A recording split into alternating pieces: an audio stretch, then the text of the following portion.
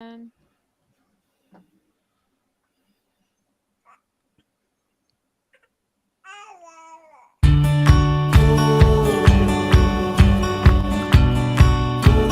It's on. is it? Wait. Are we actually on now? Oh, I hear it. Yep. Sweet. All right. I'm going to close it out on the back. I'm.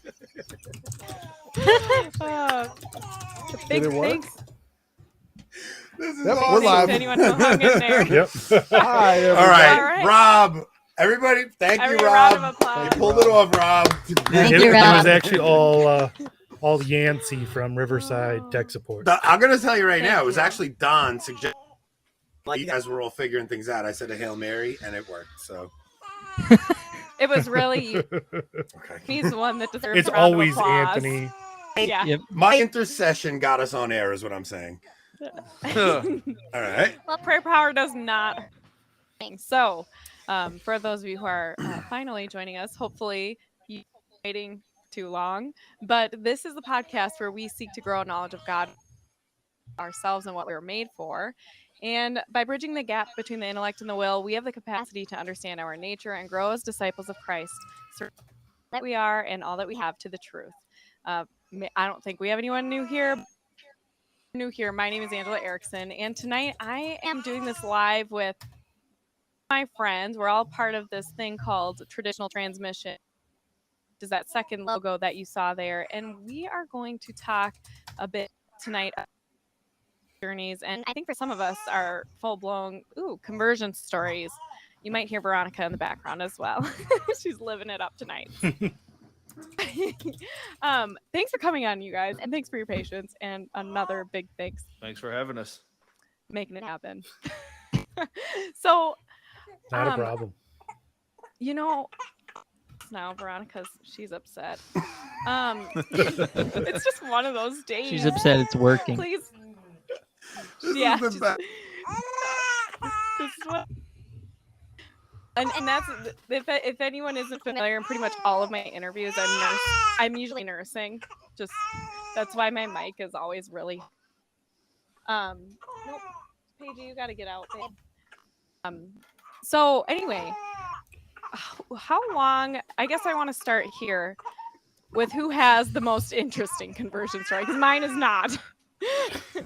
Anthony, I feel like your conversion might be intense. All right. I you've have always had been like Catholic? 4. I grew up Catholic. I grew up in a very charismatic upbringing. Like my parents, charismatic renewal. I don't remember a time where I didn't believe in God, but I definitely left my faith for a very long time. And those years where I left my faith were very rough years. I would say my first major incident where I started to actually take my faith seriously was right after I got married. I was questioning if Jesus actually rose from the dead. And I think I actually told this on air.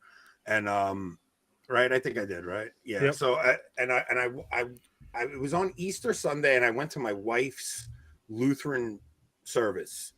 And when I came home, I was sitting outside by myself, and I looked up at the sky. I was like, God, if you're real, you better prove it to me. I was like, because I don't think you rose from. I didn't know, like, didn't us or whatever it was. But I go in my house and flipping through Netflix, and in my previously watched, there was a documentary on the Shroud of Turin, which is why I wore my Shroud of Turin shirt tonight.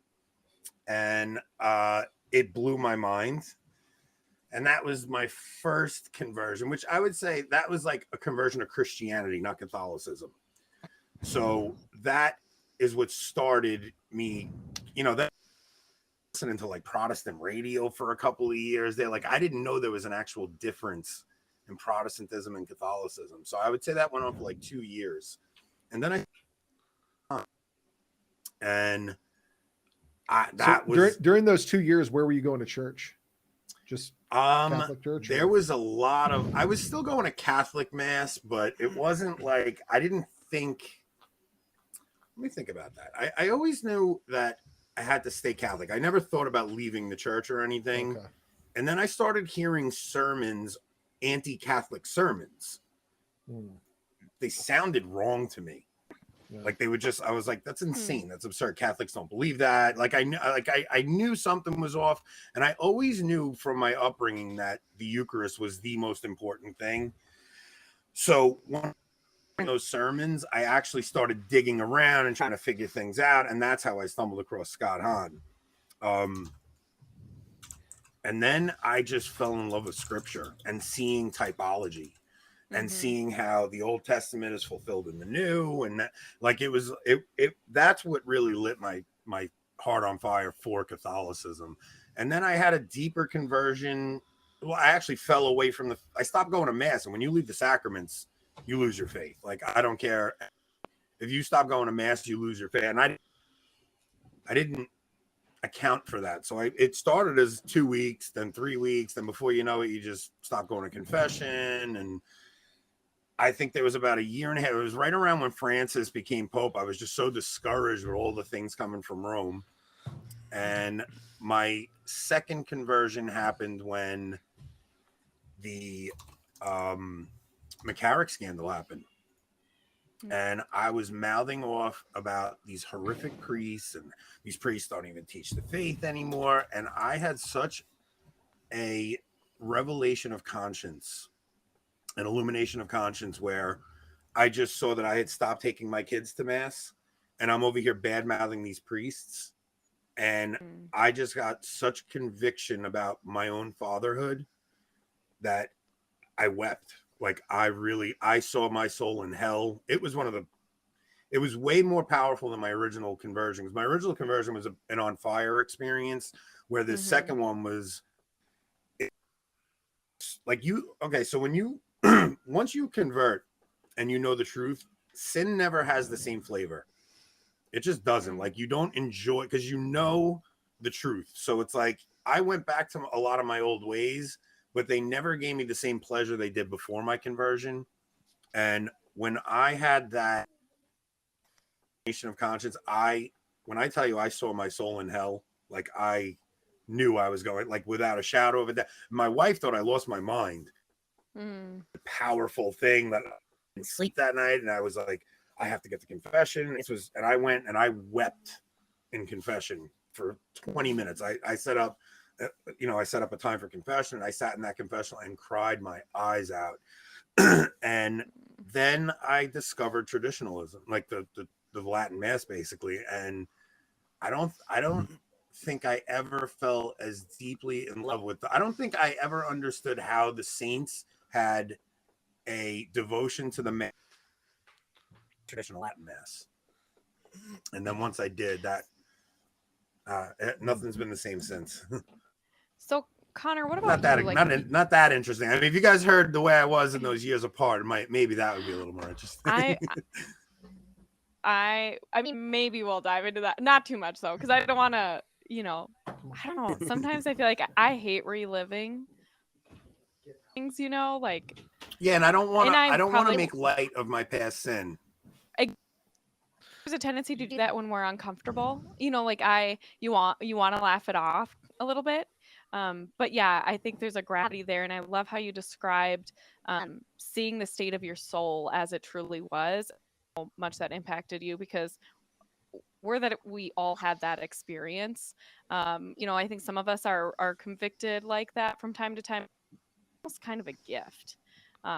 It's really a gift. Oh, it was the great gave me in my life. Go ahead, not Jason. to take away. No, I just wanted to add, not to take away from Anthony's thunder there, but you talked about you saw your soul in hell. To this day, I can vividly remember I was living in a certain way that I shouldn't have been living in at that moment, right? And I remember waking up, and it was almost like I was being shown hell, because in that dream, basically what it had told me is this is where you're going if you don't stop doing what you're doing, like right now, right? And to this day, I've never been, like, I woke up literally terrified. Like I've never woke up scared. And to this day, I've never had anything in my life that has scared me as much as that dream. And before that, I never really believed in those type of experiences, right? I thought people exaggerated them and whatnot. But much like your story there, I woke up and it was like God was giving me a sign to straighten up, or this is where you're going, because I've never felt a dream so real in my life. Yeah. Yeah, it's funny. We were talking about had a random apocalyptic dream recently. It was a few days ago, actually, and it wasn't quite as like I knew in my mind it was apocalypse, but it wasn't. You know, when you have a dream and you can tell that there is something to that dream, it didn't. But I have when I was a child, I had a dream about the apocalypse, and I was very young. I was like, I don't know, I had to have been 4 or 5. And I had this dream that there were angels coming in the sky proclaiming the coming of the Lord. They were like coming over like a cloud, basically. And then my neighbor's bush was on fire, consumed. And I remember running to their house and looking at it and being confused. And then I ran back into my house, and my mom was like getting the whole house ready, and she had us all sitting down on the couch, and she started reading the gospel to us. Never read there has never been a time where I've ever seen my mom read her Bible.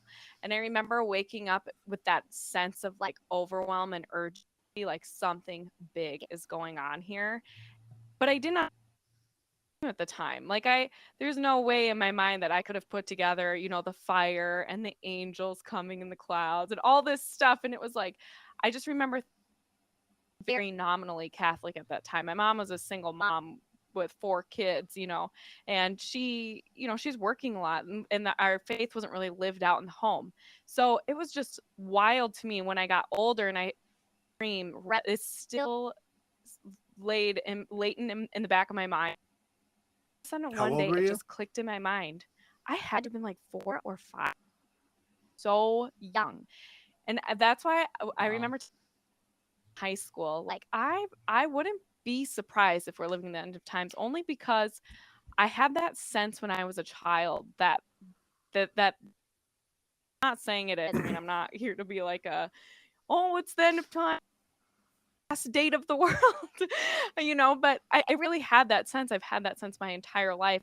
There have been many times when I've forgotten it or conveniently forgotten that I felt that way. I always circled back to that in those really trying times of my life to reevaluate, like, okay, where is my time? If I reflect more on that, do I really believe that? And there's to that reality that we're all going to have our regardless of if Okay, it's so an real quick, we apocalyptic got to in cut in nature or here not. because the stream is extremely choppy. I'm frozen on it. Angela's blurry, you're coming through. and You're coming everybody's through loud saying and the clear. audio is terrible. Oh. I can hear it. Oh, they're saying the audio is bad? I don't know. Yeah, Connor, you keep freezing up Yeah, on the YouTube. Mark, I'm frozen. Mark, if you Really? remember, we did a recording one time where with Angela, where it sounded was with good, Angela. and then it was super That's choppy on the actual right. audio.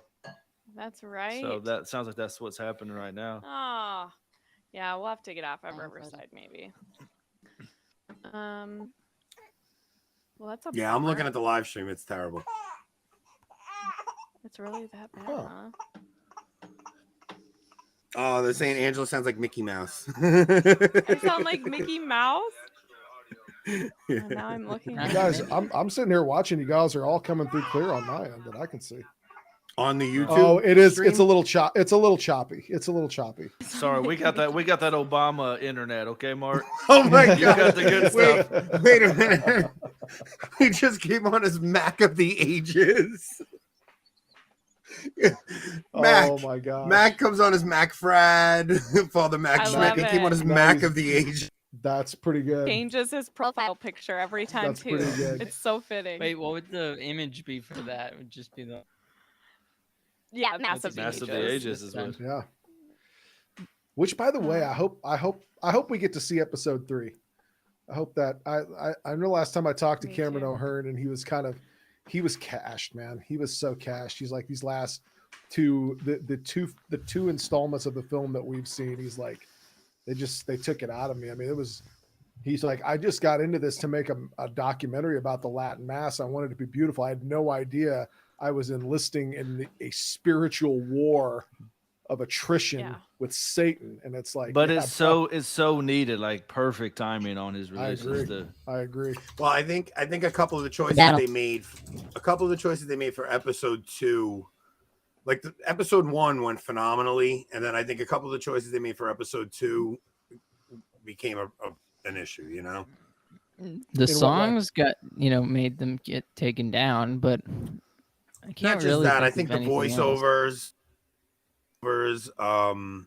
I enjoyed Dracula. I did like the voiceovers. Yeah, Dracula was great. I thought it was a bit much, but also I don't because you're think they Italian. needed to. You just can't stand Italian not sounding that like I don't. Dracula. I think most of us knew the backstory, so it was a matter of getting that out to normies. And Exactly. it was a matter of getting that out to normies. Otherwise, it was preaching to the choir, and to those who were already waiting to come down on them, they now had ammunition. Oh, you couldn't say good things about the traditional mass without bashing the Novus Ordo. So, but I didn't feel they did that. Only the process at best, and the people who made it. Yeah, but those people I don't think they deserve it. The people involved were the problem, anyways. Yeah. The product itself. Yeah. At least I don't think so. It's a very difficult. I don't know if any of you guys are into Dune, the Duneverse at all, but I'm a big Dune guy. I tried watching the movie. I got halfway through. I turned it off. Well, this is going to be the problem. The problem is that the book is a very elaborate and I mean, literally wormhole universe, nerd, all these things. And how do you do all that in a 2-hour movie? It's almost impossible. So if you read the book and then you watched the new movie, you loved it because you knew everything that was going on. But if you didn't, then you didn't. I don't know. I had a lot of people that watched it, any of the story, that really loved it. I mean, they liked the Latin Mass. They liked it more with the story, I guess. I guess they're still sticking with us. People are saying the Dune movie is phenomenal. I guess I'll give it another try because I made it halfway through and I fell asleep and I just never put it back on. I'll have to give Dune a second watch. Oh, I thought you were talking about the stream. I literally never watched it. Yeah, are you gonna? I know that was my thought too. I'm just seeing they're talking about it in the so much. In the chat. We feel so honored, Anthony. He's gonna give us another shot. Sorry about that, too. All I see is my face frozen on YouTube. Sweet. Aww. My face is going like this, and it's freezing up. Is it like that when you're recording? Do you ever do? No. Do you ever? You may get like a second or two when that happens, but for the most part, it's a steady stream. You talking about StreamYard? Yeah. Yeah. Oh, Angela, go StreamYard. You'll never go back. Isn't there I heard cast, and they were talking about how there's a way to get it. Gives you a second, sort of, it's streaming live, like it. Like you record and then the people watching. There's a delay, and I don't know if that helps, but that might help. They do have that on YouTube. Actually, you can schedule it in like a 30-second delay or a minute delay. I think is what it is. So maybe that would help.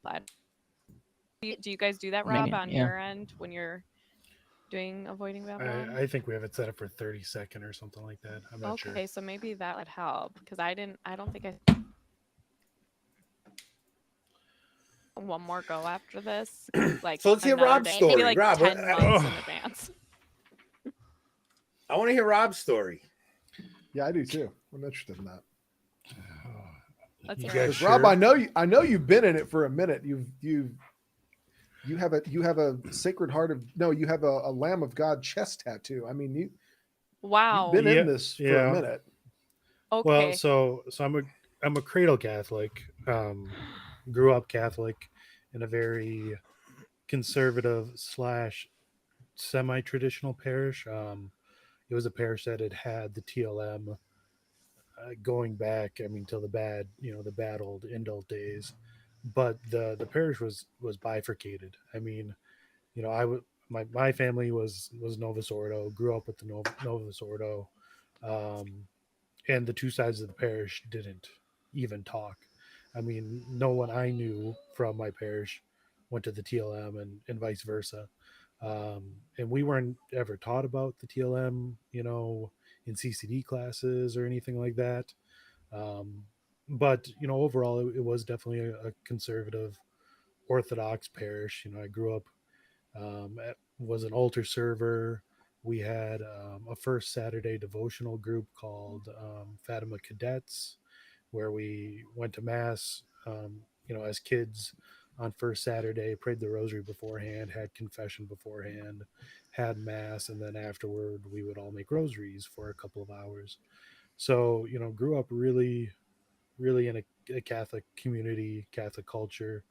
Um, but then, went off to college, and I don't know, it was just, I guess, easier, more comfortable to live like everyone else than it was to remain Catholic. And I think a lot of it also potentially had to do with, um, I don't know, the because I tried going to mass at the local Newman Center, and tried getting involved in like the Catholic community there on campus, and it just was not what I grew up with. It was not the same Catholicism in a sense. It was a lot more charismatic in a sense.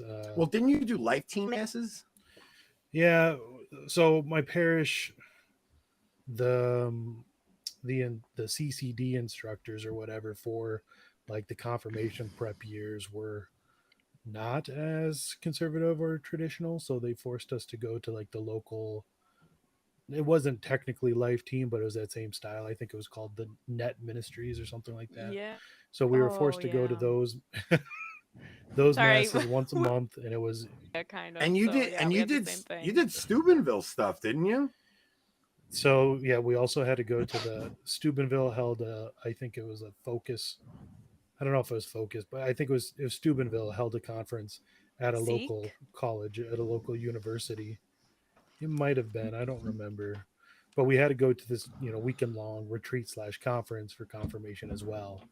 And it was just another one of those things where it was like completely different from the the religion I grew up with. It was Now, when did you start to distance yourself and fall away? in college. It was In definitely in college? college. Yeah. I try to stick with it, that freshman year of college, but like I said, the what I was finding was not what I was grew up with. It was not what I was used to. It was a lot more charismatic, a lot more Protestant leaning, and it just wasn't enough to, I don't know, to keep me strong against the temptations that come with moving away from Did you home have and going any to Catholic college. friends? In college, no. No, I moved away That'll from do it home. too, right? Yeah. Single person that's Catholic in your life that's going to hell. If you don't have fellowship, it's almost impossible to keep your faith. I mean, to be alone as a 19-year-old, it's insane. Mm-hmm. Yeah. Yeah. Yeah. Then, like you said, once you miss mass a few times because you were out, partying on Saturday night, yeah, everything just falls apart, and suddenly you haven't been to mass in over a year, and it's you don't even. It was like you, Anthony. I never stopped believing. Yeah, I was never an atheist. And I guess I never even really stopped believing much of the actual doctrine.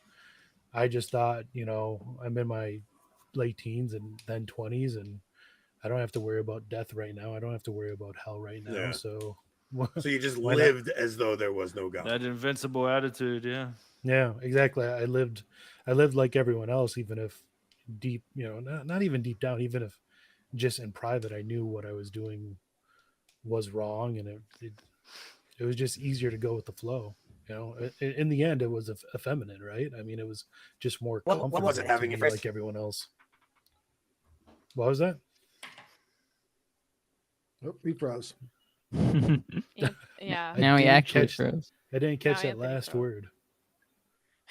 It's like the one Anthony's you needed. internet He is heard, too. weak. It says. Yeah, I thought I know, right? He's been blurry Anthony's for me the he's entire bringing that time. weak sauce, man. Oh, and then Jason dropped. I'm seeing Connor's internet is weak too. Sad. Oh wait, Sad. I can hear you now. What that's was the terrible. question, Anthony? You're actually looking better I on said, my what screen now. led to you? Led to you What led coming to me back? com- Was it having your first kid? Yeah. So like I said, I kind of not so much fell away, right? When I was about 19, and then I was away really for the next decade. You know, there was times I would go back to mass and go make a confession and go for a few weeks, but then I'd miss mass once or twice and it all just fell apart again. So more or less I was away for a decade. Met Hope, you know, we dated for a few years, 3 years or so, and then got married. And then we were married for a year and a half, 2 years before we got pregnant with our first boy. And that's when it really hit me. It's like, you know, I still believe everything I grew up with, and even if I feel like, you know, or if I have felt like I don't have to worry about death and hell and all that stuff right now, it's like I'm suddenly responsible for lives that aren't just my own, for souls that aren't just my own. You know, I have a child I'm going to be bringing into the world and have to raise and have to try to get to heaven. So that's when it really hit me. It's like, even if, I guess it hit me that living easy or be living comfortably wasn't going to not just get me to heaven, it wasn't going to get my family to heaven either. And that's when I knew I had to change. Now, Hope on board. So she was raised, she was a Protestant, for the most part, independent, like Baptist growing up. But as she became as she was a teenager, that was too much for her. So she started going to like a non-denominational evangelical sort of mega church. But just, I guess, and she can probably explain it better than I can, but it didn't feel very what's the word, authentic to her. So, you know, when we met, and like I said, I did try getting back into my faith a couple of different times, even after meeting her. For instance, we went to an Easter Vigil Mass at the Cathedral of St. Paul. It was Novus Ordo, but you know, being at a major cathedral, it was done really well. And it was her first Catholic Mass she had been to, besides maybe. Now, this is why you were dating, or were you married? Dating. I think it was like maybe 9 months of dating. And it was Now, it was her first Catholic Mass, and it just wowed her. Did she join RCIA before you were married?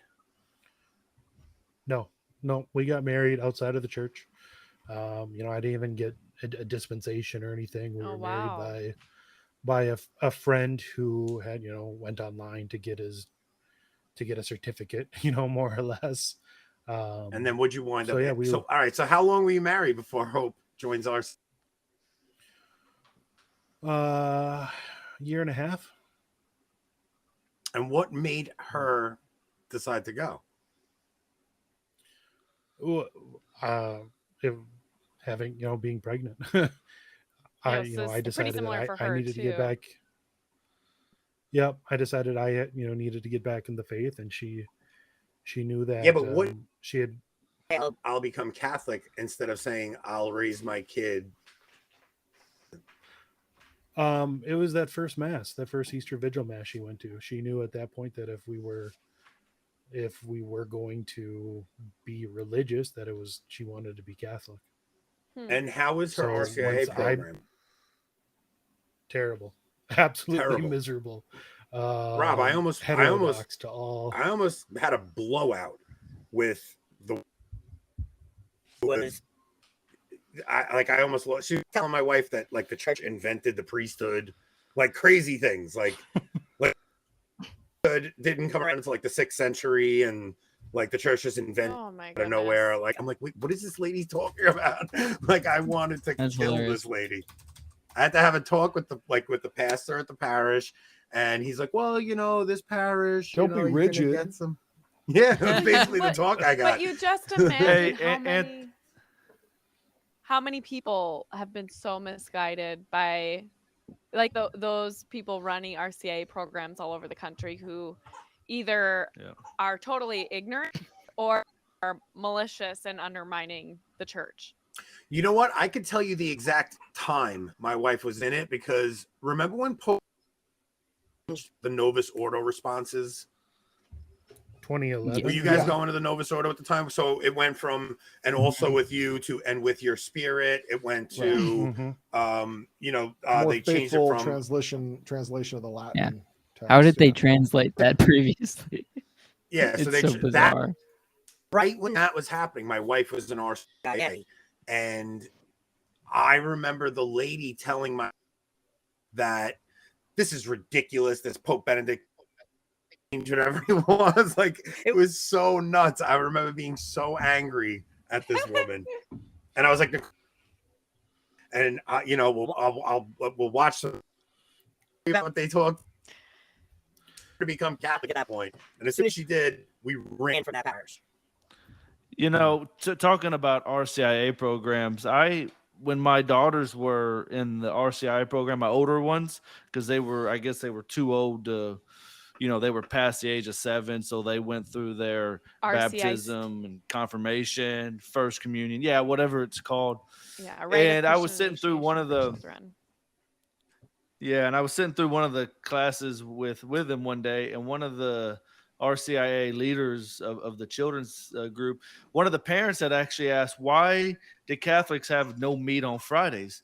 Well, he went through this whole dissertation, how it had to do with, the corporations here in America and the fishermen's, this and that. And ironically enough, because he made it out like it didn't really make any sense. It was just, these secular reasons. And anyway, ironically enough, I had just read previously where St. Thomas Aquinas writes about why no meat on Fridays, right? And I was like, not so fast. This is the no meat on Friday goes way back before the founding of America, because that's what he was focusing his idea on was, here in America, the companies, the meat companies, the fish markets, and blah, blah, blah. I'm like, dude, I don't know where you got this information from, but it sure as heck ain't Catholic. Yeah, Americanism. Okay, so in this RCIA program, that the reason priests can't get married is because the church didn't want priests to be leaving their money behind to their family, and they wanted for themselves. So that was the whole reason behind it. I'm like, that's weird because from like that's tracts or what? I was gonna say that's Protestant apologetics, which is weird because if you wanted to keep the money, the thing you would do is have your family inherit it. Right. I mean, one of them would become. The church wanted to keep the money, so it told their priests they wouldn't marry, so the church could keep the money, because they didn't want the priests leaving their inheritance to their family and leaving the money leaving the church. Yeah, money grubbing church is the idea behind it. But even then, you could get around that because one of the kids could become a priest and then inherit the goods, and then it would still be within the church. So doesn't all the church, all the money the church has donated by the woman should have had a conversation about the benefits of a celibate priesthood and how they're modeling the life of Christ, and like there's a million reasons they could have given instead of the Protestant other reason. And you can have daily mass. Yeah, but everything's got to everything has to have some cynical reason in order to the cynicism of modern society is just so. Yeah, but that cynicism when people come up with answers, RCIA. when Catholics come up with these answers to defend or to teach the Catholic faith, all I think is, if this is what you believe, why are you even Catholic? Yeah, right.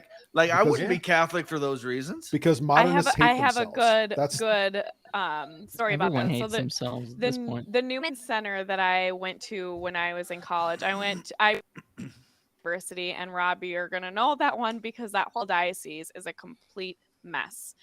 And their Newman Center is supposed to be for the students, but the community took, and it was. I actually thought every Newman Center on every college campus was just a liberal garbage dump because of the Newman Center I went to. I later that that's actually not the case, but our Newman Center was awful. We would, the liturgical ribbon dancing on Easter, out of everything during Lent. You weren't allowed to kneel for the consecration. They would actually have signs up at that time on these big What? telling you not to kneel during the consecration. They didn't use hosts, they used actual bread. There This was is- one of my Wait, where was this? What? this was at the What? Newman Center. Central College. Minnesota. Yep. Central I Minnesota. thought Oh Newman my Centers God. were supposed to be like. Well, Like I the- said, I the- thought they were all she Like St. bad. John She already Newman. explained. Ours The one was at Iowa was pretty exceptionally terrible. bad. And we even had a professor there who was an like part-time there, and I had him for a 300 level psychology course because at first I was minoring in but actually he would spend most of his class telling us church was misogynistic and made women second-class citizens. I remember every class with my heart like pounding in my chest. I was so apoplectic every single class period, and we could get extra credit for going classes with women as priests celebrating the mass in jeez. that area. What? Oh yeah. And he would go to the No, no. wearing shirts that's priests and stuff supporting gay marriage, and they would still give him communion. Like he was very obstinately defiant Of against course. church teaching, and nobody cared, and it didn't matter how many other students had with the priests there or anyone else. The priest that was there at the time, guess he's in jail. Imagine why? Oh, because he was taking advantage of a young woman. Yeah, one of the students that I was He going didn't to my At least wasn't it was a selling woman. cocaine. Kind of surprised it's a woman.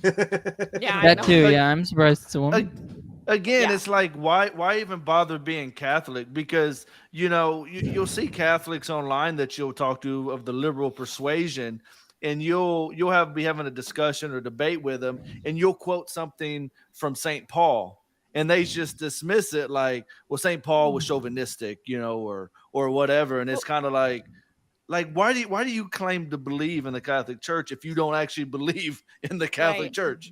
So here's the thing too, Because it's my identity. because I think it is easy to crazy things, but then what I want to talk about, and I'm getting off track too, but it's like I don't necessarily want to focus on the bad stuff. It's like, why do we remain Catholic then, or why have we doubled down on our faith in light of all of these really atrocious things? So I mean, Connor, sorry, we kind of had a brief moment to chat before we started recording, but I don't really know your story that well. So I would really love to hear more about your conversion or reversion, or have you just always been like a super stellar Catholic?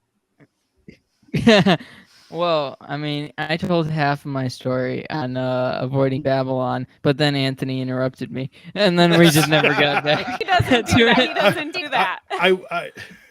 I was gonna make a joke that we haven't heard it because Anthony would never let you talk, but Yeah, exactly. Well, I got to like the beginning of my college career, and then Anthony was like, "Okay, we're asking questions now," or something, or maybe it was a family story. And then, Wait, I have to say something, Connor. It had nothing to do. You're doing it again.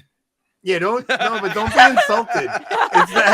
It's that I have ADHD, and I just don't even know what I'm doing. Like I'm just all over the place. No, but I I hope know. you weren't offended by that. I wasn't. Go I ahead, just thought Connor. was Let's hear funny. it.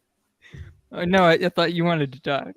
No, I'm good. Okay, so I'm a cradle Catholic. Let's see. I went to a very sort of, I would say, very moderately Orthodox parish. Like it wasn't. I mean, nothing super funky happened except for standard Novus Ordo abuses. So what is it like? Just women doing everything, and alters, altar female altar boys, as a friend of mine calls them. And then so I one of the things I hated most was I went to a Catholic school, and the every Wednesday we had daily mass, and each Wednesday a different class basically ran the mass. So like I mean, no, like none of the priestly parts were done by the students, but there was somebody out holding the holy water out for everyone to get holy water as they came in, which I thought was in hindsight ridiculous, because there's All a right, so guys, there are we was ready for trivia questions? Stop. there's a I ain't there joking, was I'm a sorry. there was a fountain right inside right inside a holy water fountain for everyone. But no, we need participation, and other kids. This was at college. This is grade school. Oh, grade school. Other kids brought up the gifts. Then certain kids read the different readings, and the different intercessions and stuff like that. And it was like each kid read like a portion of it, because they needed everyone to partake in it. So that was quite frustrating.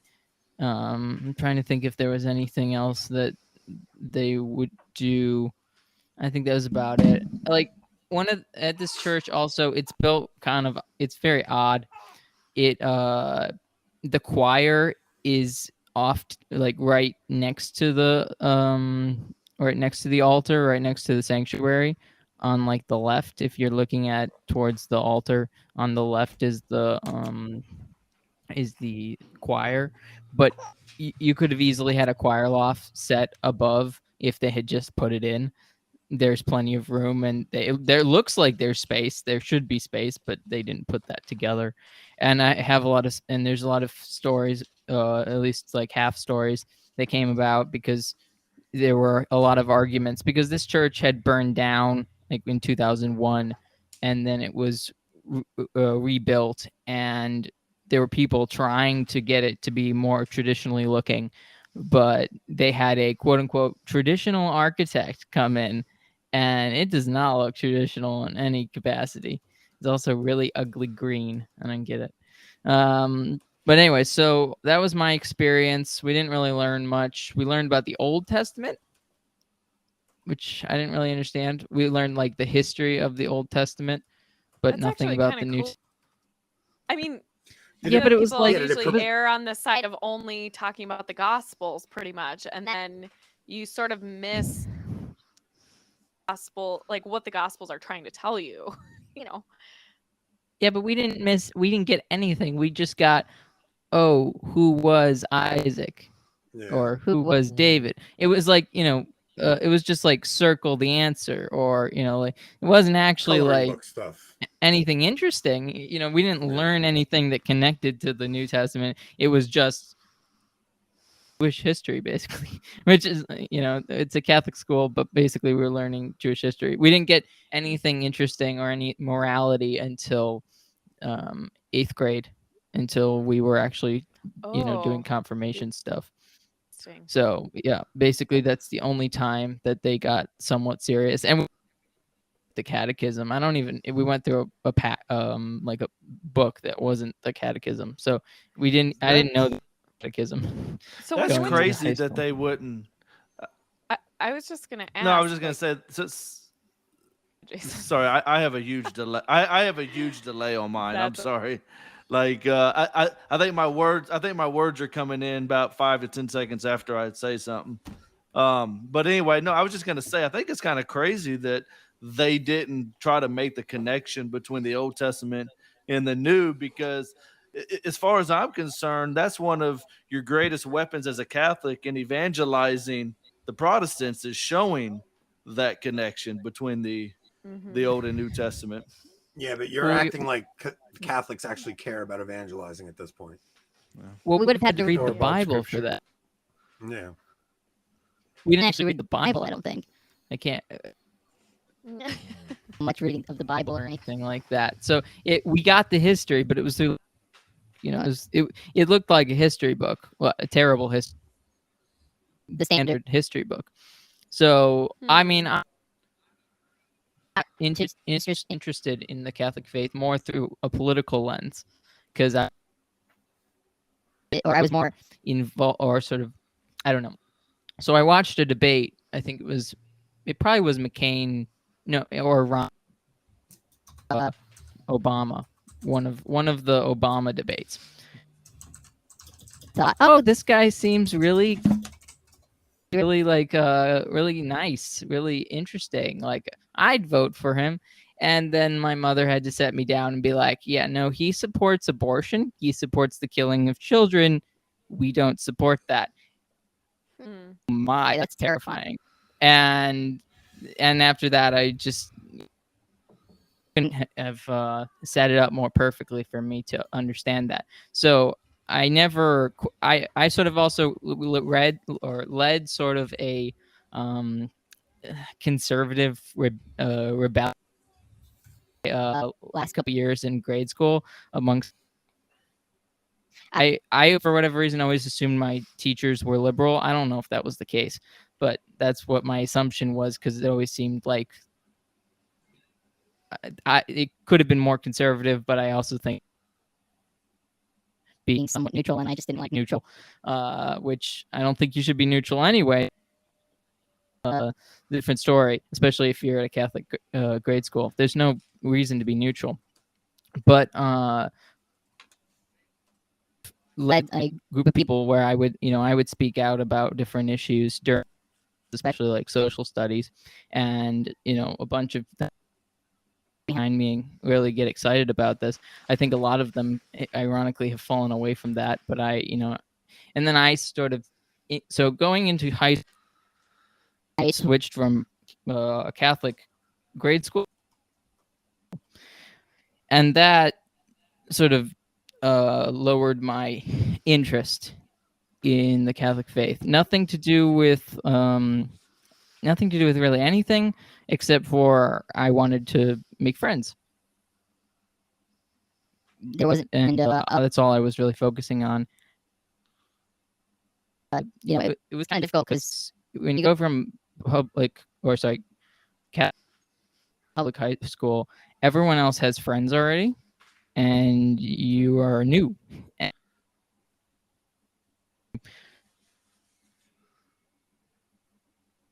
To go through that, and I was in grade school, I was a football coach. It's kind of interesting, but not really related to Catholicism. And then I became a football manager in high school, so that's how I sort of tried to make friends, or made movements to make friends. And everyone was very kind to me. Never people, but basically it was a fine experience, nothing terrible. I do remember one of my teachers dressed up, I think, was it for election day or was it for Halloween? I don't even know, one of the two. When on 2017 or 16? 16? Is that 16? Yeah, Was it 16? part of this is what are you, 24 now? 23. You're 23. So So like, yeah, I'm 23. He's just yeah, a he's baby. Usually I'm So the when you're youngest describing one. these things, like he's in high school when Donald Trump gets elected. Oh wow. Yep, I'm dating myself. Yeah, so Yeah, I didn't that's really wild. care. I mean, I didn't think. Could I have voted at that point? No, probably not. I actually don't think I could have voted at that point, so I didn't really care that much. I'd lost interest in politics for the most part, and I was really focusing on football at this point. And Well, I so also here's what became I a want to bat. know. Why did you drill into your faith, and why have you made that such a large component of your life? Because it's even Yeah, so it's like a lukewarm up. with upbringing. Catholicism, Yeah. you've obviously drilled into that as like the prime driver of your life. Yeah, I think it has a lot to do with my mother. The Catholic faith when I was in the sort of the latter parts of school and then into high school, and this way where whenever something was difficult, because difficulties come, would give me support, and it would really usually come from a religious perspective. There would be What about that. your dad? What? What about your dad? My dad was kind of the rock of the family. He was the reason we had gone to church to begin with. Wouldn't have taken us to probably church if it was just up to her. She was very lukewarm at the very beginning. My father, and he basically said, we're going to church, sending our kids to Catholic school. And, my mom just followed, and that was just the case. And that was his big impact on me. I mean, he was basically, he's just the supporter, the rock. He went to work, and, he was there while my mother really took care of us, at least visually. I can't remember everything, so I don't want to say whether or not, what it was, but that was just my view. At what point did you decide I'm going to start interviewing? Like, when did you feel confident enough in your faith that you were going to start interviewing people about their faith? I mean, that started what year is it?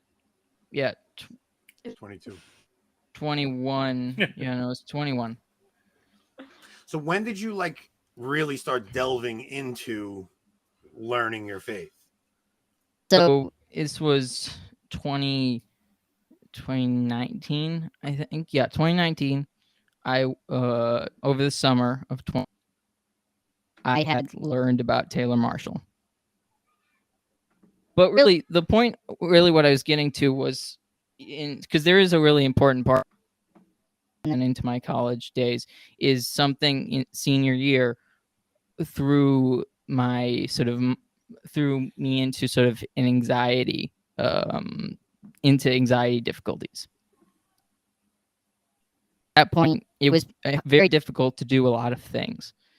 And it was very difficult to stay in church. And a lot of the times I was in church and then out of church. And I didn't really for a while. And when I had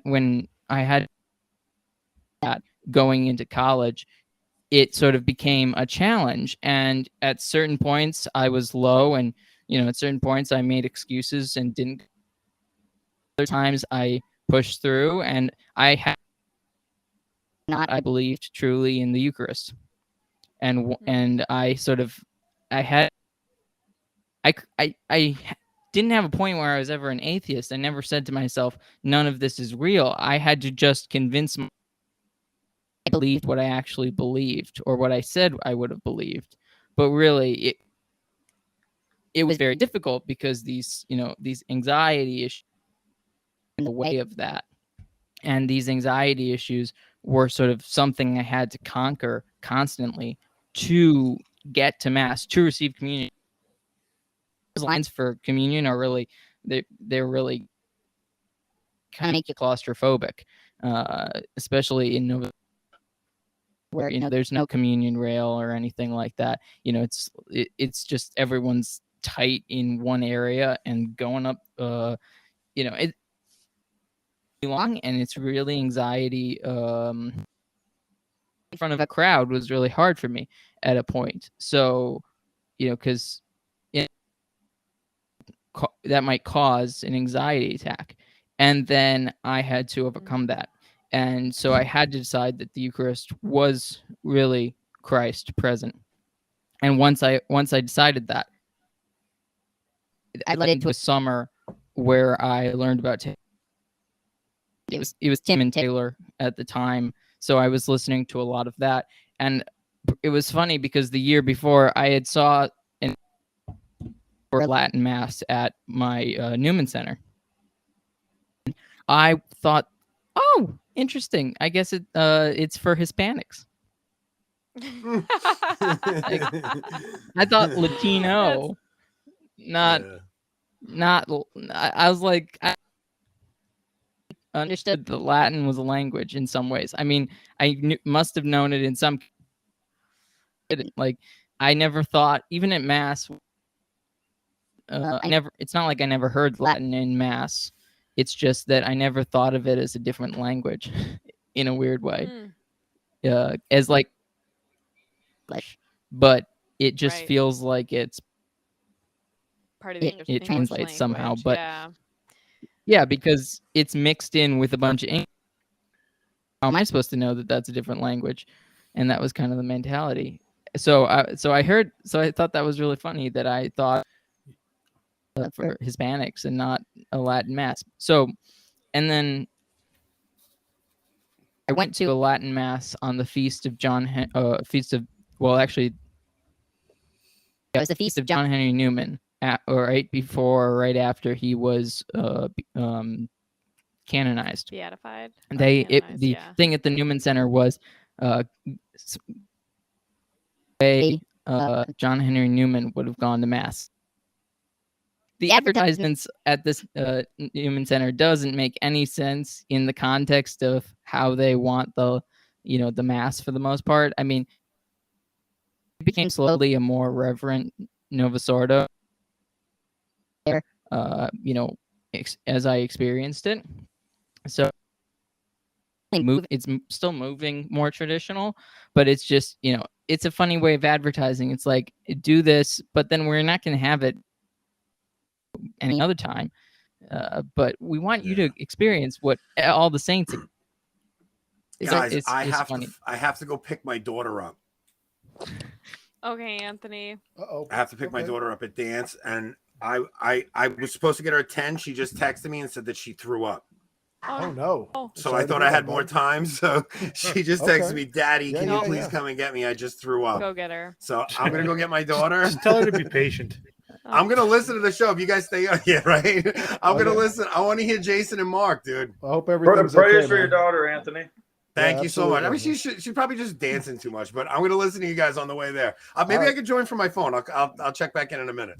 All right, man. Bye. Bye. But yeah, so I went to that, and then I went to Canchus, St. John Canchus in Chicago on Thanksgiving Day. That was the second Latin mass I ever went to, and then on a podcast starting in 2007, but it was mostly just it wasn't directly Catholic related. It was more Catholic adjacent, fiction mostly. So it just I was ready to do interviews, and I started to know some people in the world to interview. And that's a journey, man. That's a journey. Yeah. And it's still an ongoing journey too. So I know. Yep. I know. It's so young. When I was your age, I'm not even that much older than you.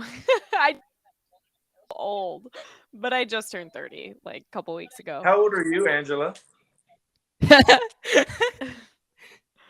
I just was your age. You youngin. I just turned 30 already, pulling out that card. I know. Right? I have 5 kids. I could do it. I'll be 44 in December. I don't believe I that. want, like, Mark, you look so young. 40.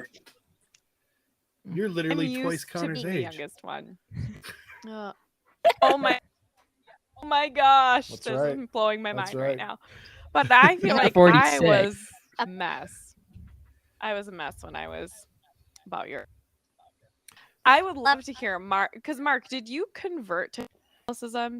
Like No, cradle cap. Did any no, of cradle. us? Yeah, Yeah, yeah, Jason Jason did. did. We'll save Jason you for did. last. And it's weird because Jason is the only Irish guy I've ever known to cross the divide. And the thing is, like, in our culture, there are Irish Catholics and then there are Irish Protestants. in a certain sense, we can be friends, and in some senses, we can even intermarry, but no one ever crosses the divide. It's just not done.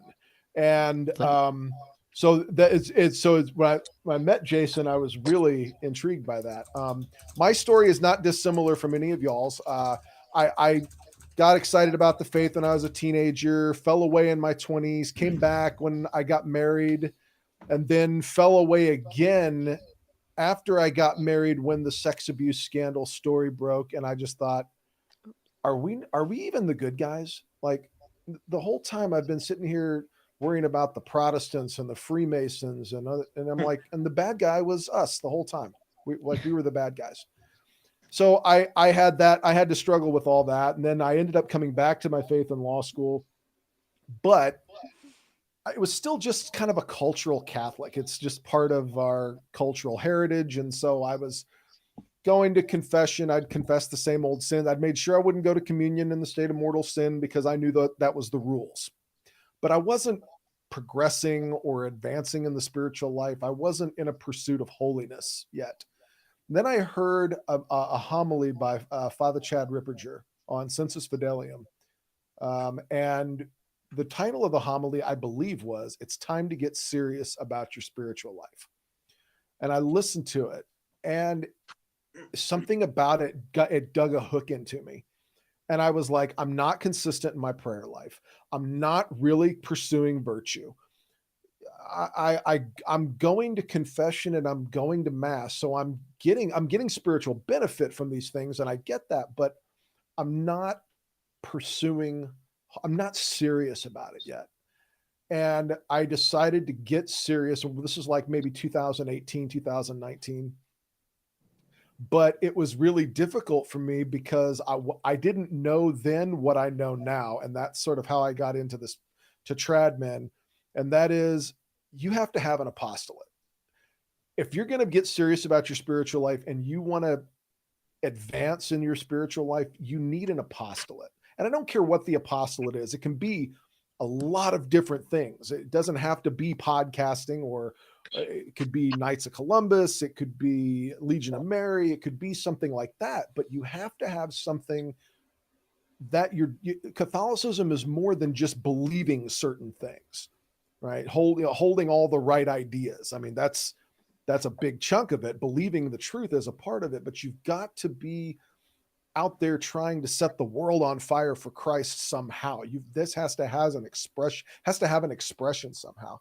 And when I met Jason, we were in the Knights of Columbus together, and we were both holding up the copa for a Corpus Christi procession at our FSSP parish. And I saw him and I said, well, he's about my age. He's got a beard. He can't be that bad of a guy. He looks like a pretty cool dude. And I texted him out of the blue and I was like, hey, you and me should go get a beer. And he was like, who is this? And I was like, my name is Mark and I'm with you in the Knights of Columbus. We should go get a beer. I have an idea for something. And we went and we grabbed a beer. And I said, yeah, I'm thinking about starting a podcast. What do you think? He's like, yeah, I'm on board. And I went, awesome. And then I did nothing. I did nothing for like, 3 or 4 months. I just let it go. Well, before that, you had thought about starting it by yourself because you'd sent it to that Knights group chat, remember? And then, oh yeah, I bought all the podcast equipment, that little starter kit or whatever. And I was like, who wants to start a podcast with me? Crickets. Nobody wanted to start a podcast with me. And I knew I didn't want to do one by myself because I'm not that charismatic where I can just hold a group of people just talking by myself for an hour at a time. I'm not Taylor Marshall. I'm not that. I don't have a doctorate in canon law or anything like that. I don't know enough about the faith to be that interesting to do this by myself. But I thought I said, there's got to be people like me who are really interested. They think it's important to learn and know more about the Catholic faith, but we're for some reason I never clicked one with Taylor Marshall. I didn't like that. I've always kind of believed that people who talk about things they hate aren't interesting. They're just boring, quite frankly. I know I'm not dissing Taylor Marshall in particular here, but constantly going on and on about how bad everybody else in the church is but you, man. I really do believe if you want to get rid of the bad man in the church, start with the one who stares back at you in the mirror every morning. That's where you got to start. I don't elect the popes. They don't care what I think. They're not. The College of Cardinals wasn't sitting at the Amazonian Synod like, hey, let's get Mark to weigh in on this, because no, it's not going to happen. It's never It'd going been to much happen. cooler if they did. You never It would have know. been way cooler if they did. I'd love to see that. But I said, there is a bad man in the church that I can work on, and it's this one right here.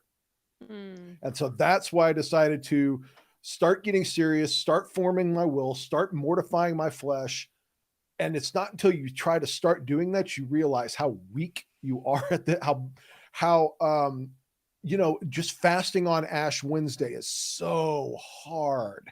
And it's like, man, you ought to be able to do this for one day. That's come on, man, we can do better than this. So that's how I got here. And Jason's probably got the most interesting story, I think, because he's actually the one who came to us from outside of the fold, and Let's he hear. had Yeah. the bigger hurdle to jump, I think. Why would you come into this mess? Yeah, what was your background? I want to know your Good background. point. Like, what are you coming from into Catholicism? So anybody that's listened to our podcast, probably knows a lot of the details, but I mean, it's nothing like exciting. Like, I wasn't like a degenerate that then tried to become holy thanks, type deal, right? No. Not like some of us. Yeah, like Not like the the rest rest of of us. Yeah. No. Like That wasn't you aimed at guys. anybody. I don't know if I would have called myself a degenerate, but okay. I was never terrible. I'll say I it like was. this: if you wouldn't call Turkey yourself a then? degenerate at any point in your life, then I wasn't talking to you. But can y'all hear me okay on the phone? Loud and clear. Okay. Oh, you're on the phone. Yeah, because You got a little bit of a I have delay, this but- laptop. Guys, keep talking. I'll be right back. Yeah. So anyway, just to get to the story. Yeah, I grew up in a very religious household with my grandparents. Me and my sister lived with my grandparents because when my parents got a divorce, my mom didn't really want us, and my dad worked offshore. So, for long periods of time. So, somebody needed to watch over us and raise us. It happened to be my grandparents, who were very, very religious. So we grew up in the Churches of Christ. There's a lot of groups out there that call themselves the Churches of Christ, and they have different belief systems. So specifically, our group came out of the Restoration movement here in the U.S., up in, I think, Kentucky, with Alexander Campbell, Barton Stone, Are you all saying them. you're a And out of that restorationist? movement. Yes, yes. Or I was.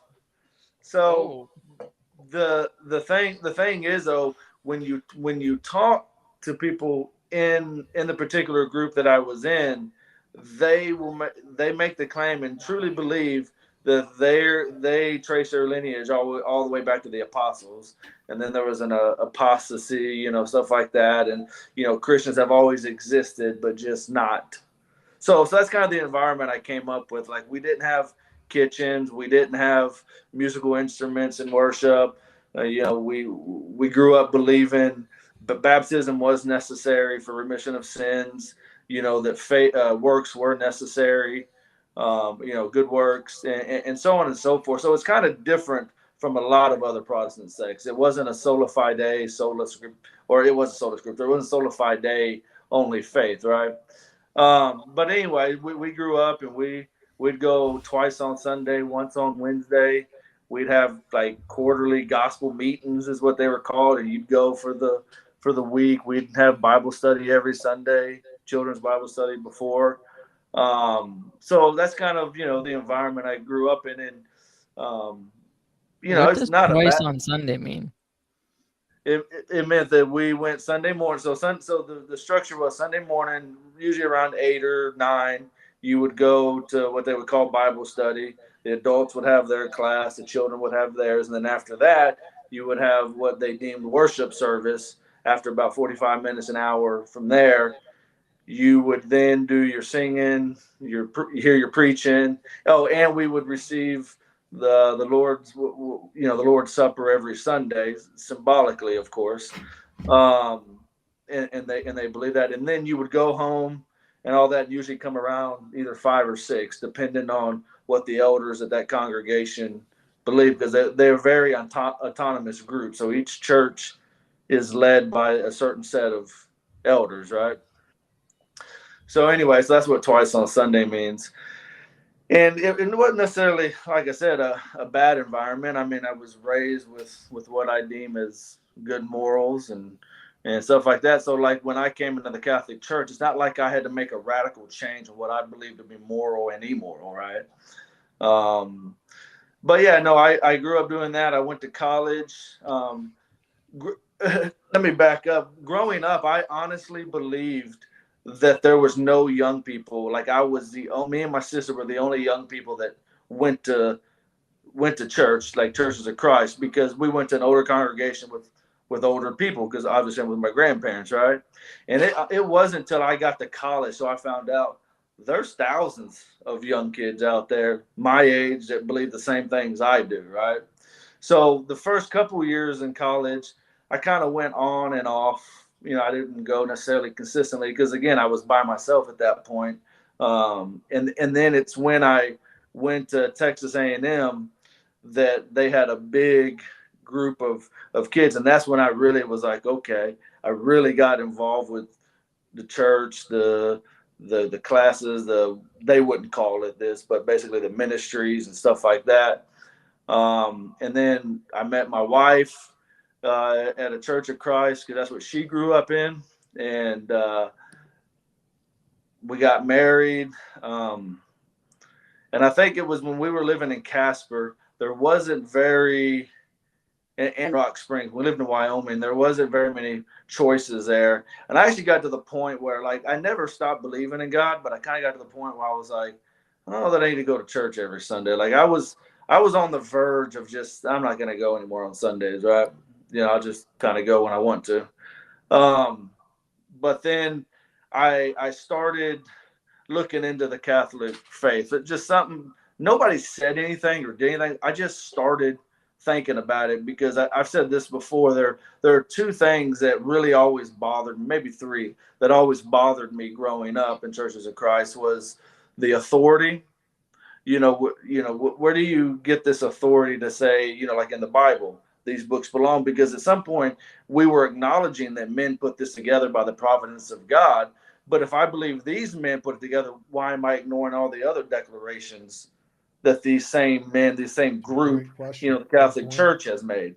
I had to be ahistorical. I had to ignore history in order to reconcile the Church of Christ being, as far as from the Restoration movement, being the true church. And then third was Eucharist.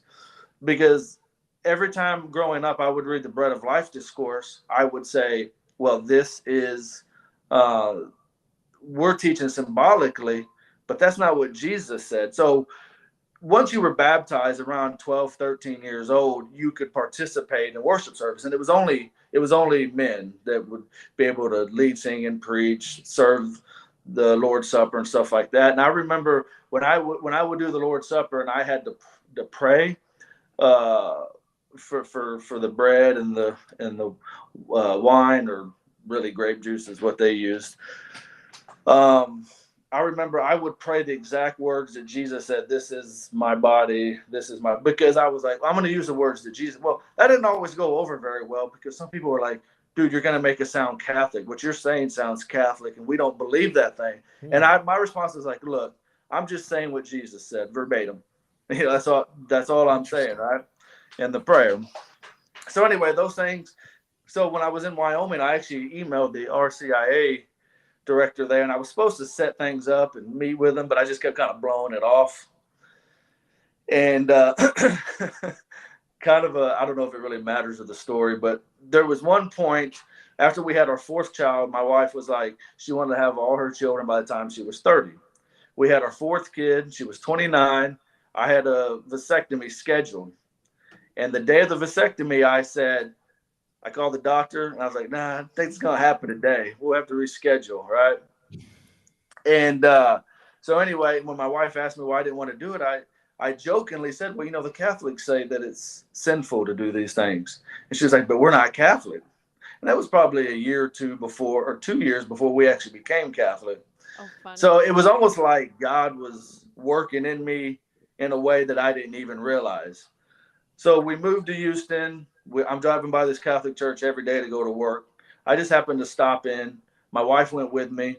This was February of 2018. Talked to the RCI director, and I just went. I was blowing off Wednesday night Bible study at our church, and I was going to the RCIA meetings here. Really had no intentions. I was just having fun exploring type deal, right? And then I did that. And then my Your first way of rebelling. I guess it was really risky. I think it was Rob that said his wife's first mass was the Easter Vigil, and that was my wife's first mass. See, at that point, she had no interest in converting. She was just, I'll support you while you try to figure these things out type deal, right? But she wasn't necessarily keen on me converting. So she went to Easter Vigil. We did all that, and it seemed like every step of the process, they said, hey, Jason, are you ready to go on? And I would just say yes. I don't even know, like, I was so torn on what to do. But something in me just kept saying, go forward, right? July that year, my wife decides that she wants to join RCIA. November of that 2018, we're both brought into the church, and we get our kids, our 2 younger boys baptized, put our girls, 2 older girls through the RCIA program for the kids. And then, and then we converted. And it was actually, I was listening to a podcast from Taylor Marshall, and he talked about the FSSP. I happened to look him up, said, hey, there's one less than 30 minutes from the house. We went there, and I remember thinking I was having some issues at our church because my RCI program overall wasn't bad. The church was fine where I went, but I felt like they were watering down a lot of things in the faith, right? To try to, because the priest doesn't want to get angry phone calls. Like when they talked about, I was at a pro-life meeting at the church, and one lady said, why can't we put up crosses during pro-life month? Well, Father doesn't want to get a lot of phone calls from angry people. And I remember thinking, who cares? If that's the worst you suffer as a priest, who cares? Yeah. And then they asked them, they said, well, why don't y'all ever, because it was the what's the second priest called? The parochial vicar. Parochial vicar. Yes. Yeah, he was in there, and they asked him, they said, why don't you ever talk about contraception? He goes, oh man, Father would string me up if I talked about that. It makes so many people angry. And I remember thinking, well, then they need to hear it if it makes them angry. Yeah. So definitely. I then go to Regina Chaley, and I hear a sermon that it was not a watered down faith. It wasn't like a fire and brimstone, fundamental Baptist type lesson, right? But he was speaking the truth as it was, not trying to water it down, not trying to worry about people's feelings. This is it, take it or leave it type deal. And of course, the liturgy and all that was so much different. We're driving down the driveway there because we have a pretty long driveway at Regina Chaley, probably half a mile or so maybe. And I just look at my wife and I just said, this is where we're going. And she was like, okay. And she had just converted, and as well. And she wasn't excited about changing again. But now she's like, I don't want to go anywhere else, because of those same reasons. So I know I kind of went off topic a lot there, but I guess I'm really glad you did that, man, because honestly, you've become one of my best friends, man. And we never would have met if you hadn't come to Regina Chaley. No. And the world would not have trad men. We can't even imagine the world without. What would we do? I know something that made me realize in my faith journey. So like when I first started going to the Novus Ordo, I didn't realize there was this whole liturgical change after Vatican II at the time, right?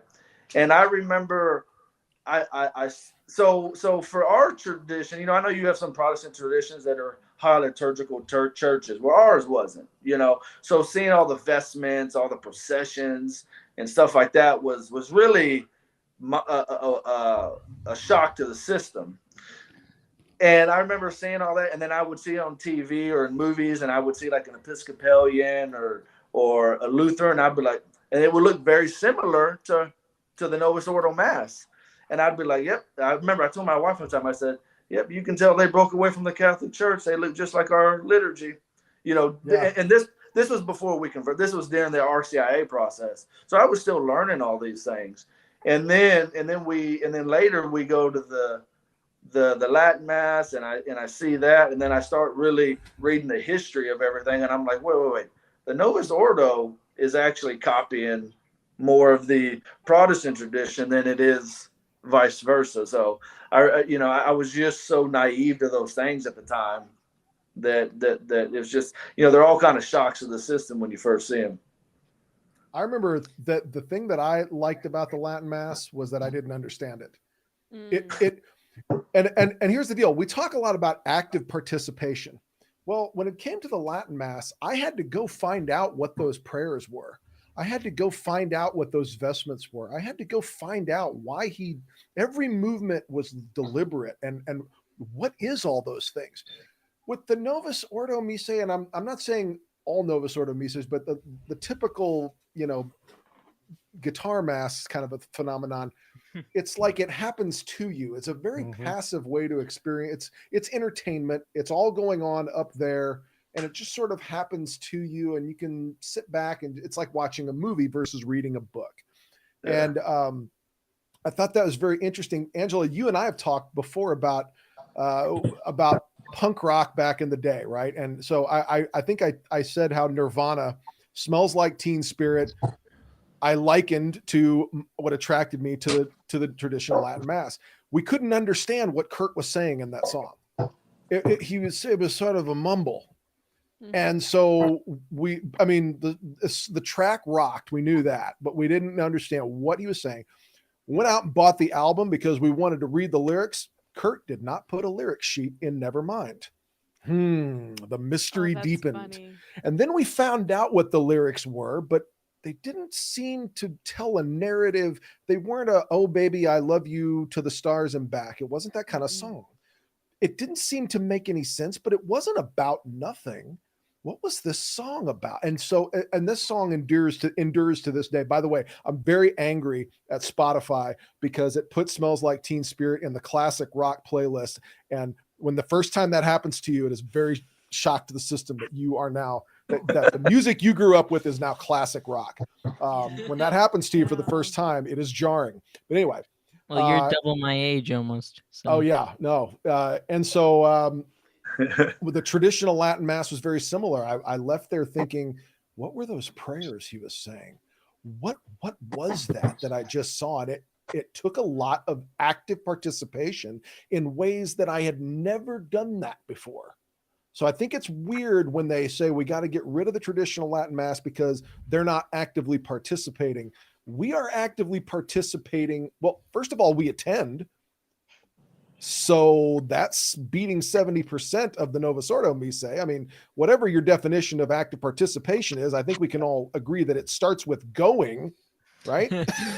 I mean, but anyway, I'm going off on a tangent. If you'll allow me, Angela, I just want to add one more thing to my conversion story. So, like many Protestant groups, our group was very anti-Catholic. So it didn't come off as, good news to most people because almost all of our family, my wife and my family, the ones that go to church, the Church of Christ, and all our group of friends were Church of Christ.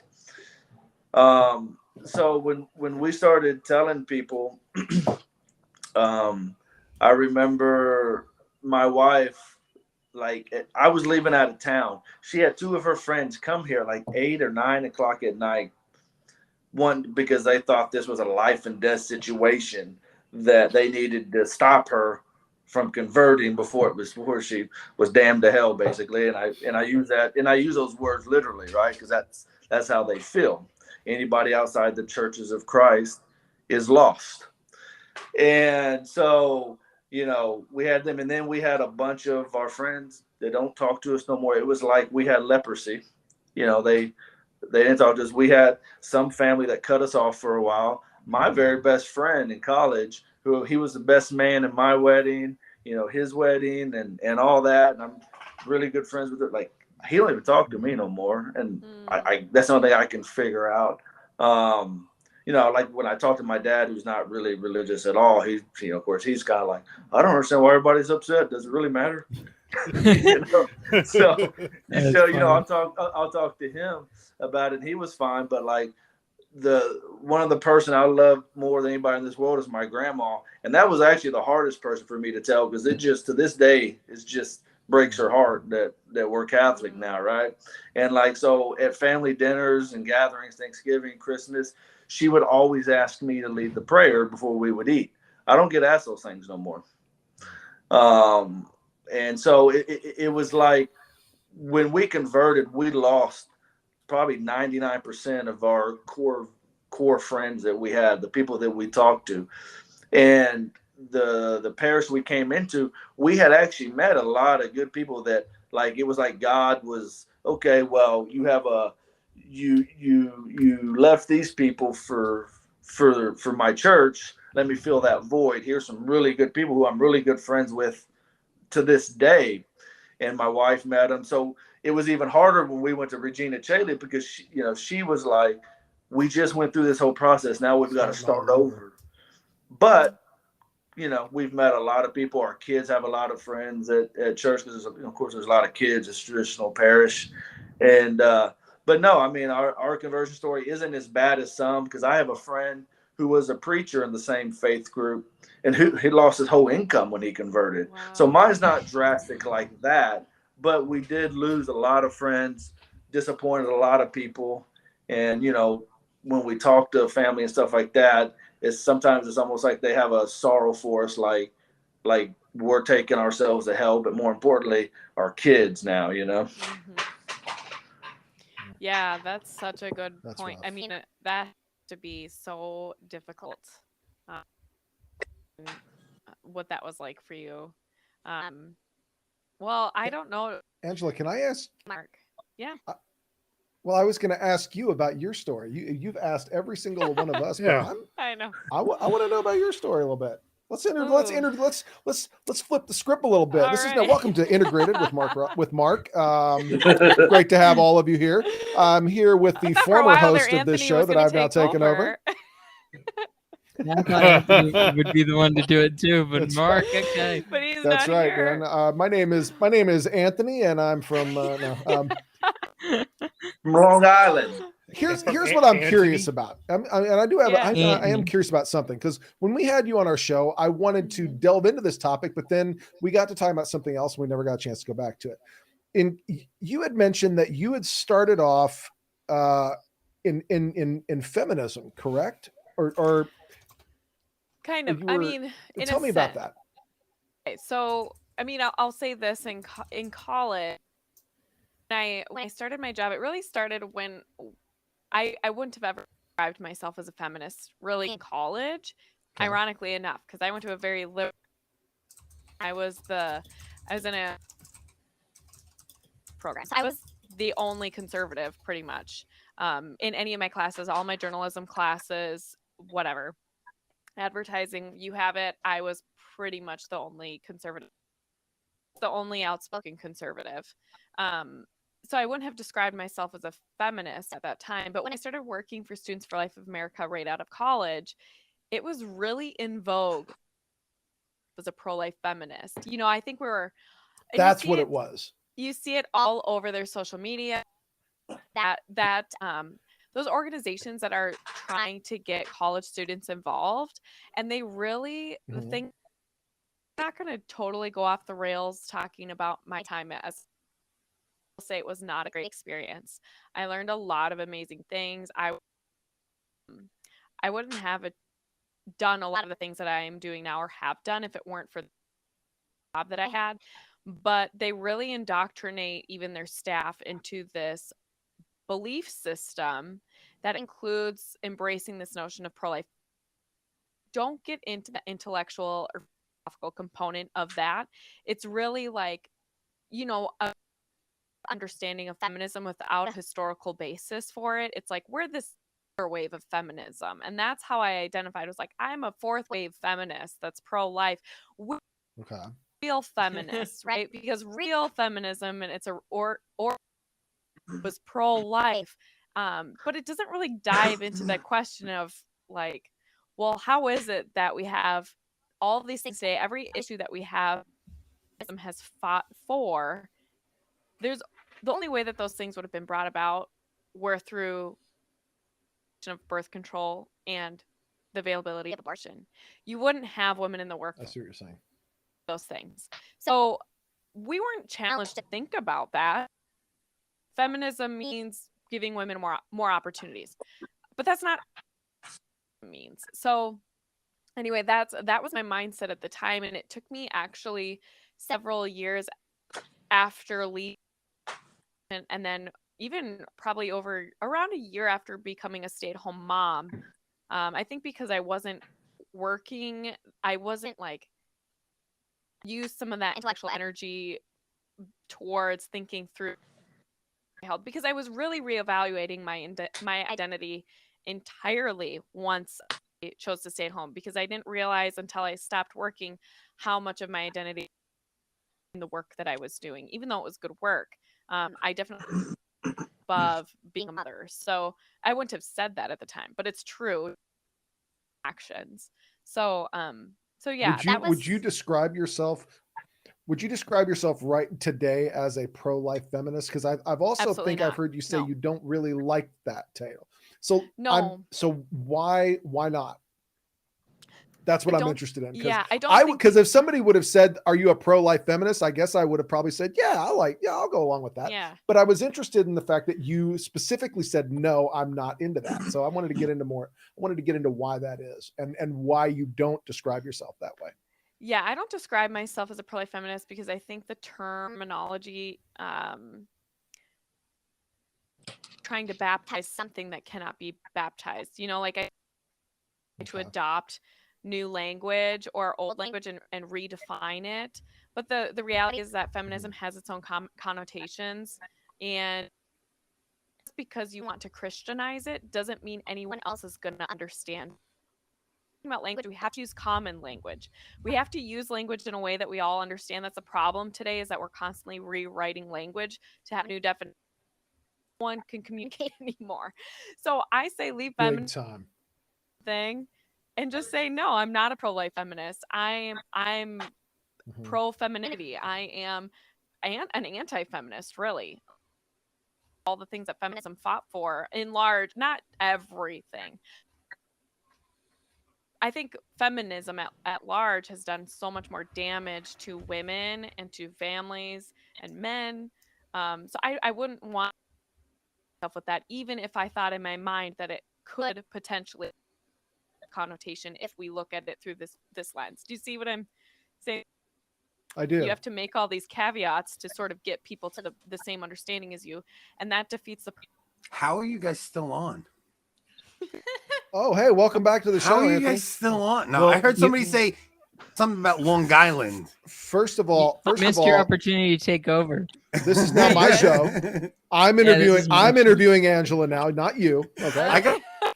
Wait, Mark and Jason, like you guys are so awesome and interesting.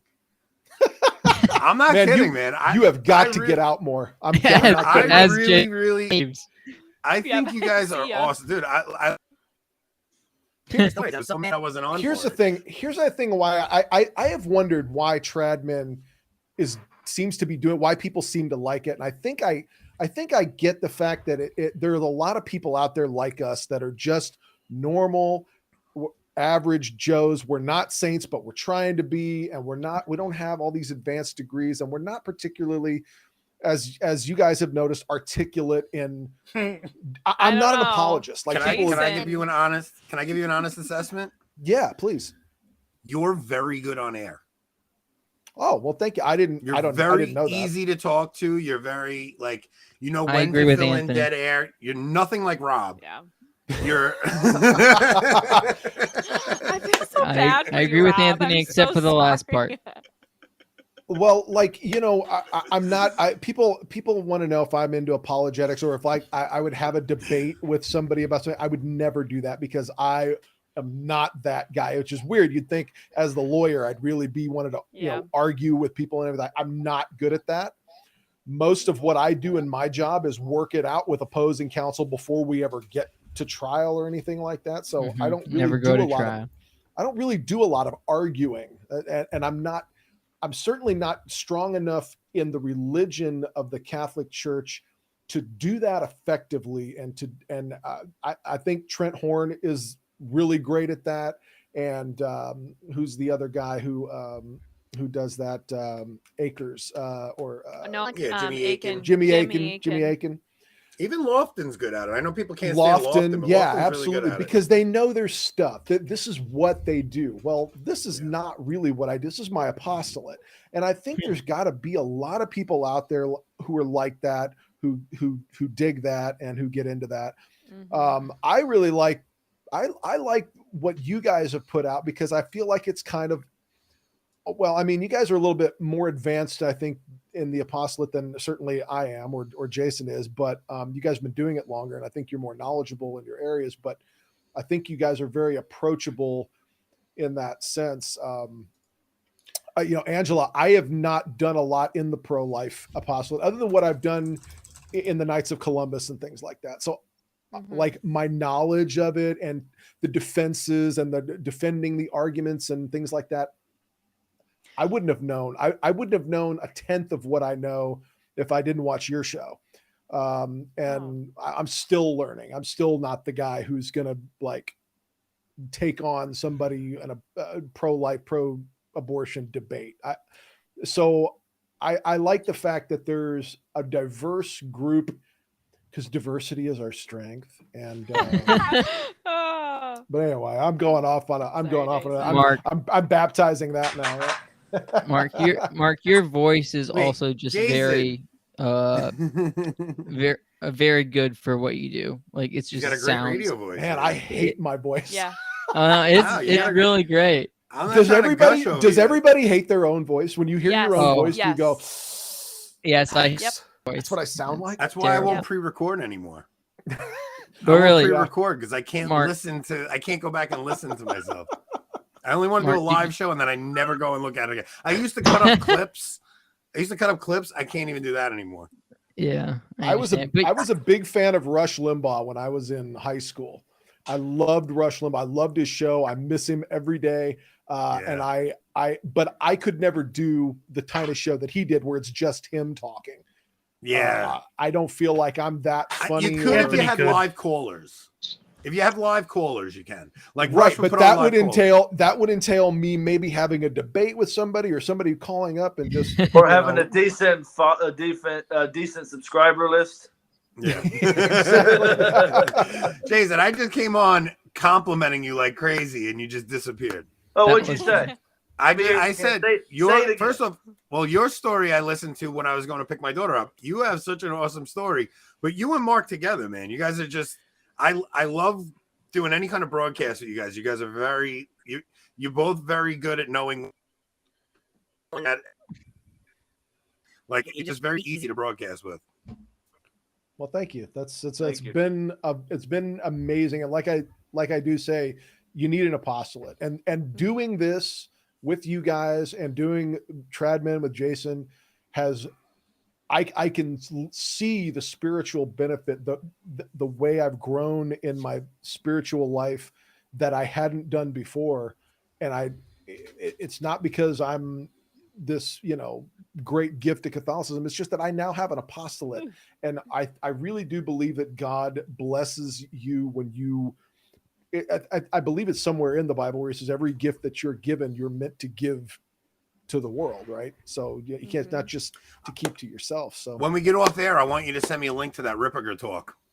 Yeah. You should post it in the comments too, because I saw other people saying you should find it and put it on the comments here too in the channel. I will definitely look for it for sure. This is kind of my mushy deal here, but I mean, just going what you're saying there, Mark and Anthony is, I've mentioned before that. our podcast is because when I first started studying Catholicism, man, I was on fire. I remember being on an anniversary date with my wife, and I told her this at the time, so it's not like she was upset or anything. But I was like, I cannot wait to get home and read. Like that's because that's all I wanted to do. Yeah, that hunger for learning. That hunger, and like I still have that hunger, but it's not as the fire isn't as hot as it was, sometimes. But when me and Mark started this podcast, we both said if nobody listens, at least we'll benefit from it. And I can tell you some of the topics Mark has come up with, reading certain encyclicals and stuff like that. I've learned more about our faith than I ever would have had I not done it. And then, like I said, I come across you on Twitter, Rob, and then later Connor, and of course I came across Angela as well. And y'all have material that offers a growth in knowledge, but it also offers just that sense of your faith doesn't always have to be like serious. Like everything you talk about in your faith, it can be enjoyable and fun. It's not always why I like the trivia life show. and death situation, right? I love the That's trivia why I show, like the man. trivia show. We're goofing around, we're laughing, you're getting Catholic people together. It's just a fun experience to And just You've hang got a out and great laugh. audience too. And I Yeah. never, too. your audience is awesome. Like that comes on here, on your trivia show. But yeah, I mean, I would have never have thought you could I always kind of got, laughed at people who said they found friendships, and then much less I was like, how did you find your spouse on the internet, or whatever. But I can see how that can happen because when, I believe I've talked to Mark about it. When he met you guys, it's like, dude, I feel like I've met people that I am actually friends with over Twitter, over the internet, something I would have mocked 12 months ago. Mm-hmm. Yeah. Yeah, Jake and Shelby came over to my house and they had lunch, and we just hung out. It's like the only way I knew anything about them was through Twitter, and so yeah. I'm assuming I'm assuming you meant Hope, and you said Hope and Rob. No, Jake and Shelby. Yet. Oh, Jake and Shelby. Oh, okay. Yeah, Jake and Shelby are great. they are. Yeah. They're awesome. Well, hopefully we can get you guys down to Texas, and we can all get together in person. That'd be fun. Or I can come up to Minnesota. I have to bring my parka, but I might be in Texas in October. Or as they say in Minnesota, I'd have to bring my parka. Yeah. Yeah, you're going to that conference, that symposium, aren't you, Connor? Yeah, that's the goal. That's the plan. Yeah, me and Mark have plans to go to that, so hopefully those don't fall through. If I can get some money together, I'll go down too. I'm trying to figure that one out. Wait, when is it? Yeah, I'd love to come to Texas and hang with you guys. Everyone meet in Texas. So this is in October.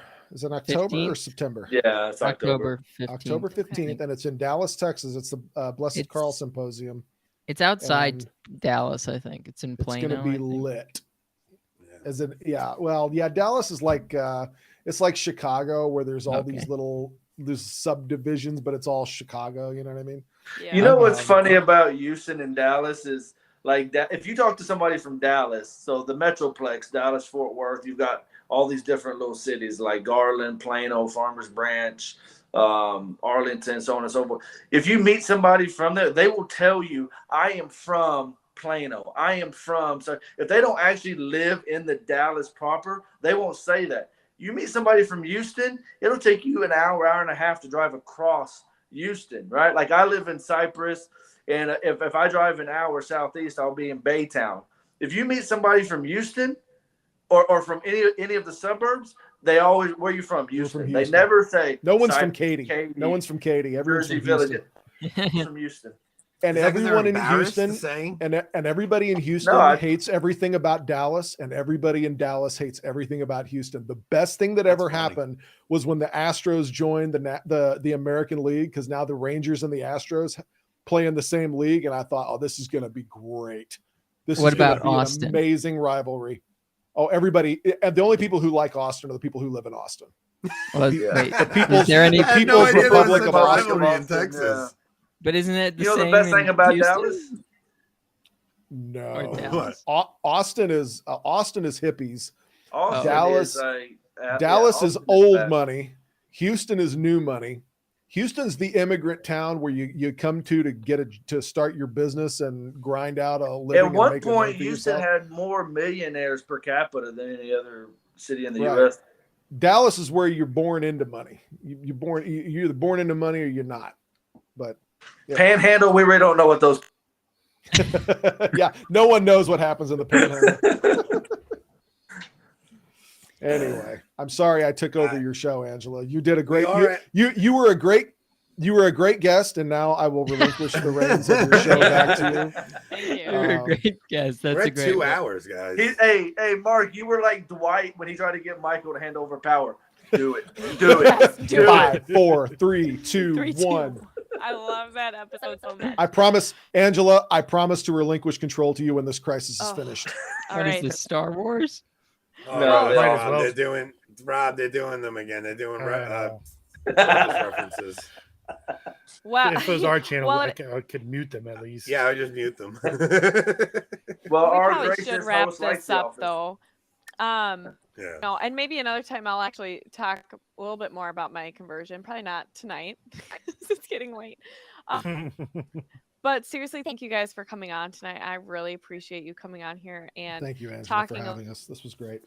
well, and one thing I appreciate, even though we have our resident true convert Jason over there, but I think it's really cool to see kind of the manifestation of those baptismal graces, because so often you hear of Catholics leaving the church, coming back. They find something else, usually in a denominational, evangelical type church. And so one thing I love about most of everybody's stories here too is that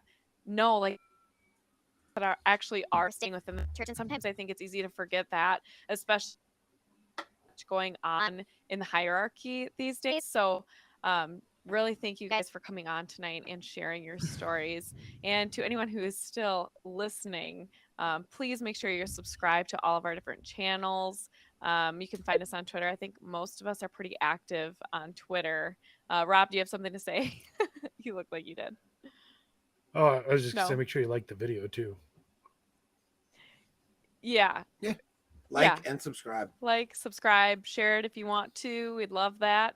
And hopefully we'll see you soon. And next time, maybe on a different recording platform for me. So thank you for hanging in there with us tonight. I really appreciate it. I was listening on the way, and it's like at times the voices speed up, then they slow down. It's really bad. So sorry about that. Yeah. With the less people that are on, and then Jason was off, the less people you have on, the better quality you have. Once you start adding 5 and 6 people. Well, you know what? Also, it is? I don't know what bandwidth is, but If you look It's a bandwidth problem. if you Yeah. look at all the members of the studio, it says there's like 10 of us in here, because Jason's listed 3 times because he quit and came back on. Anthony's listed twice. No, Jason's 4 I don't know why. times. Anthony's Hey. twice. If we have any listeners still listening, they are super fans. Yeah, they Yeah. are. There's You there's guys 4 are people, but seriously I the think best. I'm one of them. So Well, I think it's Brick, Margo, and Don. Oh, super fans. Can we give them Brick, a super Margo, fan and Don. badge? Thank you so much. Yeah. I don't know. Does anyone else want to add anything? I'd love to give you a chance if you have Nah, something nobody's coming gonna up. stick through this late into the show. So All right. right. Oh, All right. Well, God bless Connor, everybody. Connor, what time are we doing the stream tomorrow? 8:30 if we can do a live. It may not be live, but my goal is that we can do a live thing. if it's going as poorly as this is today, it won't be live. Well, At What's least your Zoom has plan? instructions. Zoom has instructions for how to do When it. you guys put the link together, send it to me and I'll tweet it out for you guys. Yeah, yep. All right. Well, God bless everybody, and we'll see you soon. Thanks for Yeah, having us good on, night, Ange. everyone. Night. Good night.